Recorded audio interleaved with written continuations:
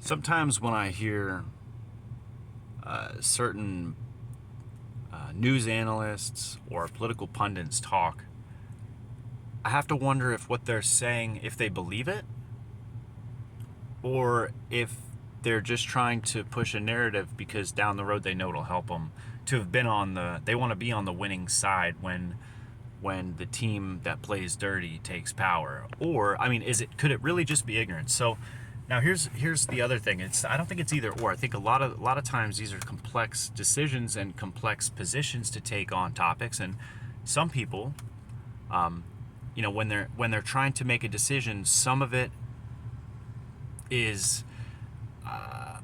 is dishonest, but some of it is, well, here, I'll give you an example. Let's say someone is pushing a narrative that they may not even really believe is true, but they're willing to take liberty with that one issue and repeat it because it's effective and because 99% of everything else that their party position and platform stand for, they do agree with. So they're like, well, on this one issue, it's kind of a dirty smear campaign. It's kind of a snake in the grass kind of move, but I'm willing because what's at stake is proportionately is justifiable. Willing to sacrifice your morals for a greater cause, like breaking in a few eggs for an omelet, or sometimes you gotta make the hard decisions, and whatever that may be, however they have to rationalize and justify. But if that's the case, if it really is just that, a scale of 1 to 10, they are uninformed like 9.5, and therefore hold all these policy positions, and could be because of people before them who did a similar thing. But so they're mostly just uninformed, and and let's say they're 90% honest, but they're willing to lie about that 10% because they know it's effective, and like I said before, because they're willing to sacrifice some of their morals to achieve a greater goal. So that's bad, but that's not nearly as bad as on a scale of 1 to 10, 10 being that they're corrupt liars and they know exactly what they're saying is wrong and it's all self-serving. And who knows how far you want to get down the rabbit hole, because whenever you're trying to figure out what someone's intent is, I mean, we're all just guessing. And sometimes the individual in question doesn't even know their own intent. They make decisions and don't know why.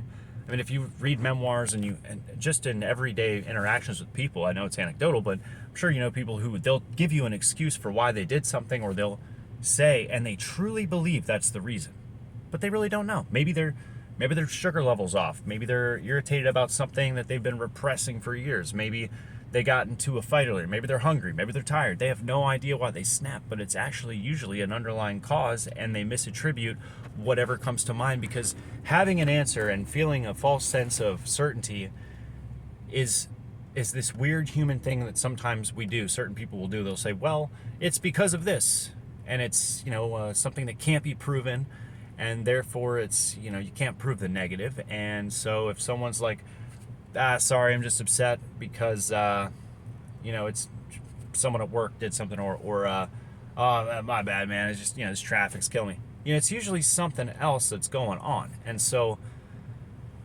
the point I'm trying to get to in a long roundabout way is that people don't always know why they're making the decisions they are.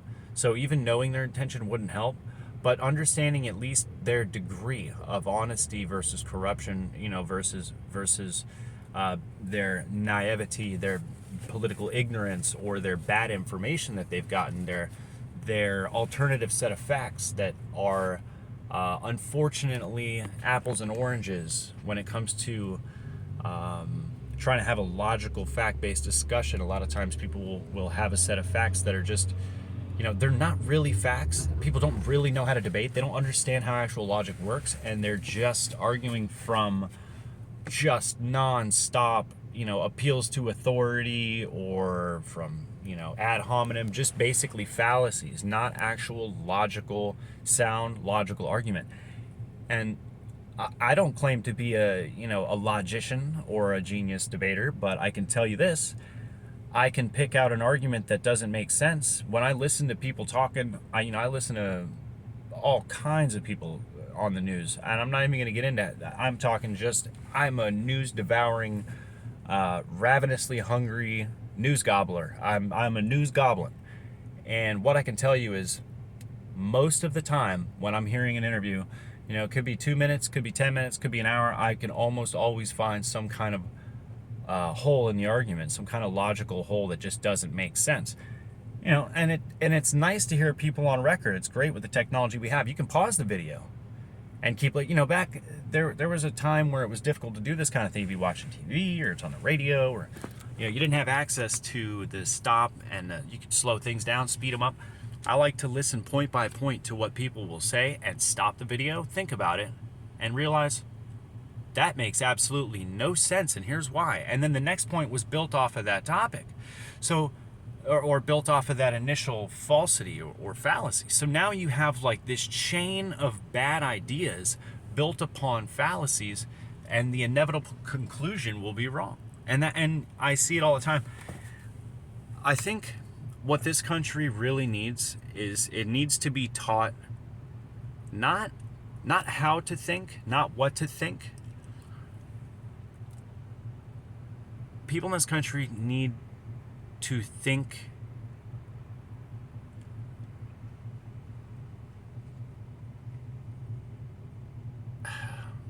they need to start understanding why we think. Why do we think? What is the point of that? Why do humans have a capacity to plan? Why do we have more than a goldfish memory? Well, some of us. There's a reason why we think. We think because we can, as I've heard it put before, plan things out. We can die in our heads so that we don't die in real life. We have an analog for a simulation running. We can see, if I slam on the gas and turn the wheel, I know where this vehicle is going to be.